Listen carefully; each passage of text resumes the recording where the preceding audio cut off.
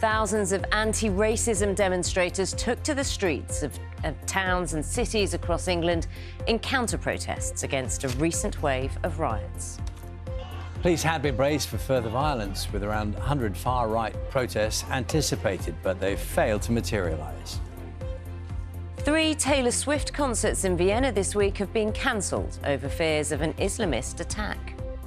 Let's take a look at the papers now, many including the same photo of anti-racist protesters gathering in Walthamstow in East London. Now, the Mirror says that thousands of demonstrators turned out across England to thwart far-right thugs. The paper says people gathered peacefully, but there are fears more riots are being planned. Yes, let's move on to the Daily Express. You can see it there. Leading with the same photograph, anti-racist demonstrators gathering outside an immigration centre. This is in Walthamstow. Headline reading, United Britain stands firm against thugs. And then moving on to the Eye's front page, looking at the unrest earlier in the week led to counter-protests, saying government could impose football bans on those involved in rioting. The Prime Minister says there will be no let-up in efforts to prevent further riots. Nearly 500 people have now been arrested following days of violence in towns and cities. We said from the start that criminals, thugs, would pay the price for the kind of violence and disorder that we have seen on the streets, and that's exactly what's been happening. And a Labour councillor has been suspended and arrested on suspicion of encouraging murder following comments allegedly made at a protest. Thousands of anti-racism campaigners took to the streets last night in a show of unity against the violent disorder over the past week. Peaceful rallies were held in Walthamstow and also in Finchley.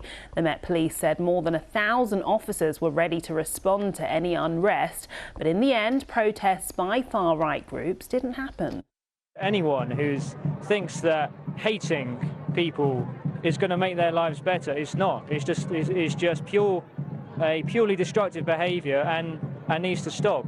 I'm really happy that the community came out in solidarity and basically scared them away, technically, so they knew that they can't do that rubbish here. Thousands of anti-racism protesters have rallied in cities and towns across England after a week of rioting and disorder. Gatherings were seen in Newcastle, Birmingham, Liverpool, Brighton, Sheffield and London. Police had been prepared for further violence by far-right rioters after events in the past week. Apart from some isolated incidents, the marches have been largely peaceful, with demonstrators chanting, "Refugees are welcome here." Our correspondent Jo Winwood has this report from Bristol.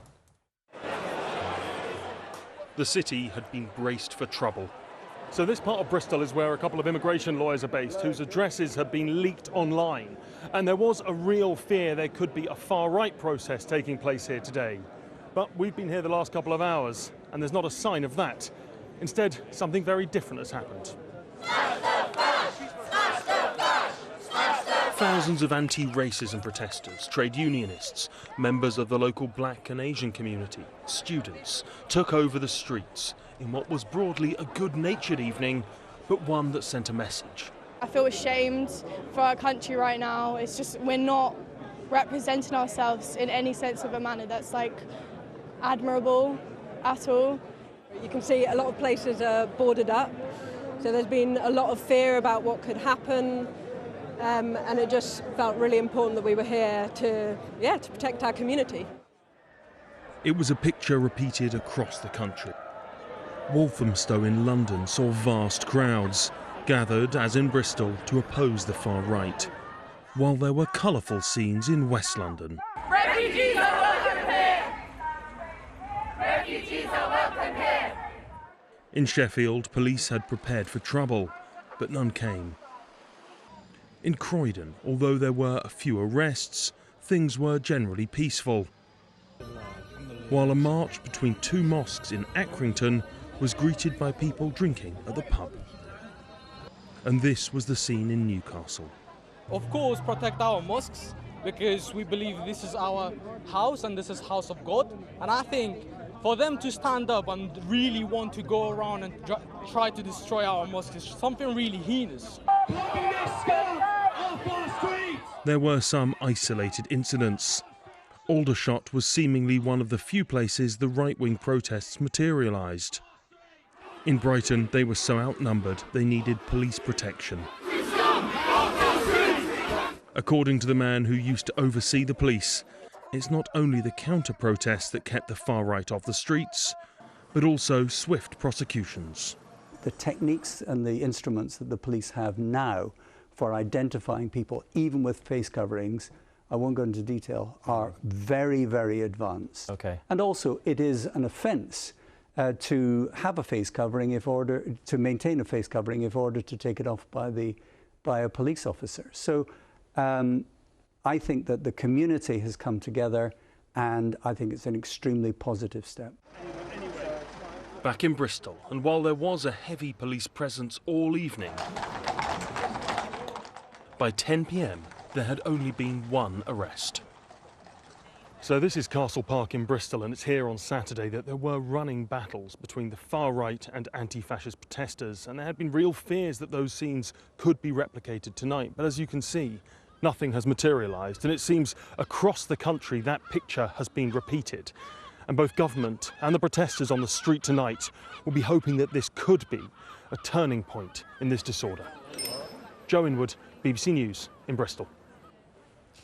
Our reporter Jessica Lane is in Sheffield for us this morning. Jessica, good morning. There was a far-right protest anticipated in the city last night, wasn't there?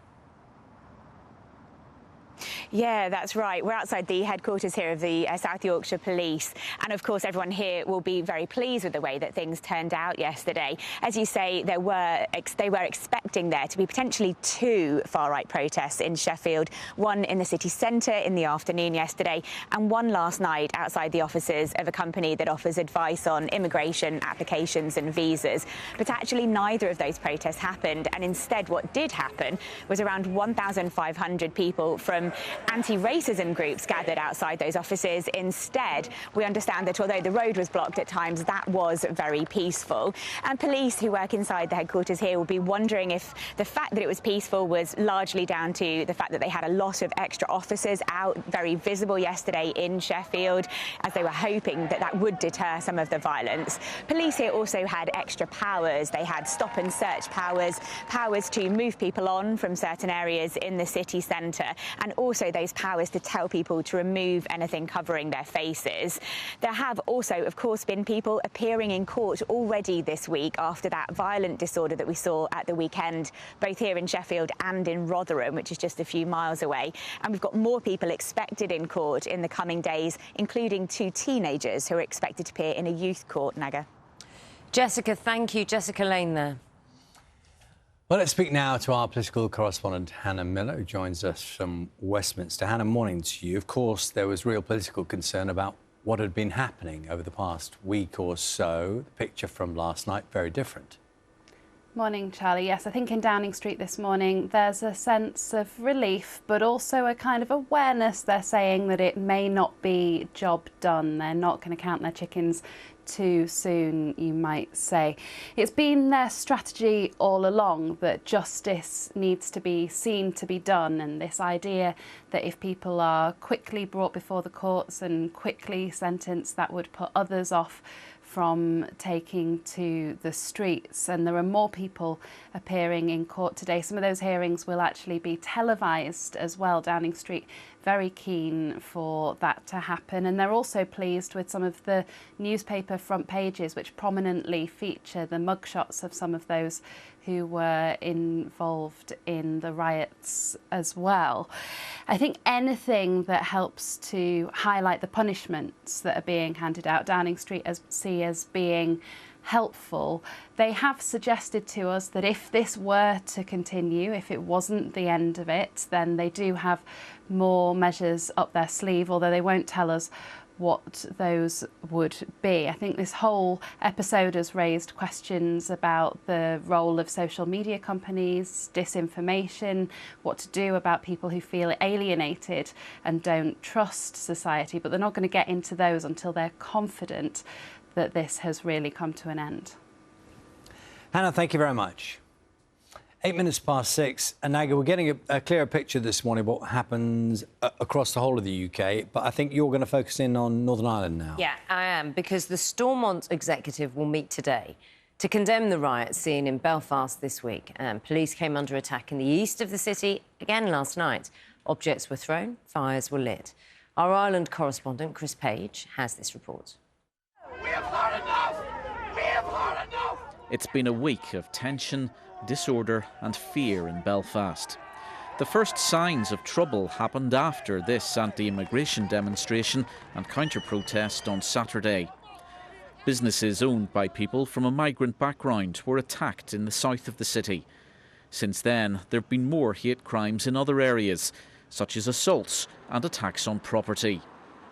This morning, it's understood Northern Ireland's Chief Constable will brief ministers in the power-sharing devolved government. And then there'll be a special sitting of the Northern Ireland Assembly here at Stormont. Members are being recalled from their summer break to discuss a motion condemning the violence. The joint leader of the Stormont coalition says there's no excuse for the trouble.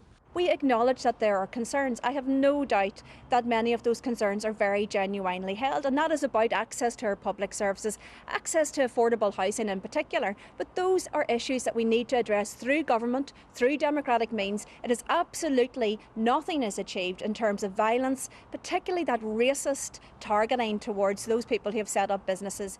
Health workers from overseas are also feeling vulnerable. They make up a significant proportion of NHS staff. It makes you feel worried and fearful of even going about your daily lives. I mean, if you can't go out to do stuff, what's the point of coming to work and earning money? And if our children can't go to work safely, what's the point of coming and working here?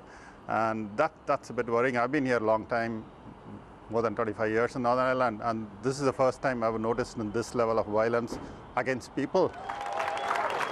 People from migrant communities were offered support at this rally in Londonderry last night. The vast majority in Northern Ireland hope the political response to the turmoil will help to stop more disturbances. Chris Page, BBC News. The Prime Minister has said it's important there is no let-up in efforts to prevent further riots in advance of another emergency cabinet meeting due to begin shortly. So far, nearly 500 people have been arrested and 140 charged in connection with the violence seen in towns and cities since last week. And more lengthy prison sentences have been handed down to men involved in rioting. And a Labour councillor has been suspended by the party and arrested by police on suspicion of encouraging murder after comments he's alleged to have made at a demonstration in London. Our UK Affairs correspondent Daniel Samford has the latest.